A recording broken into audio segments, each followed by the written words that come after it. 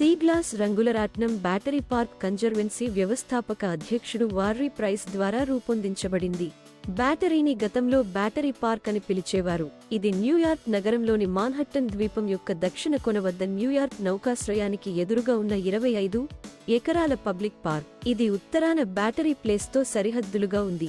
ఈశాన్యంలో bowling green, తూర్పున state street, దక్షిణాన న్యూయార్క్ హార్బర్ మరియు పశ్చిమాన హడ్సన్ నది ఉన్నాయి. తోటలు అందం యొక్క శక్తి మరియు మొక్కల ఆధ్యాత్మిక పోషణతో వాటన్నింటినీ ఆలింగనం చేస్తాయి.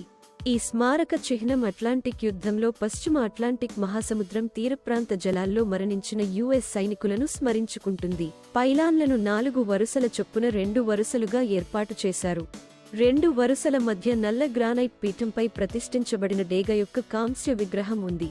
విహారీ ద ట్రావెలర్ టీవీ వీడియోలు ఇప్పుడు యూట్యూబ్లో చూడండి, సబ్స్క్రైబ్ చేయండి.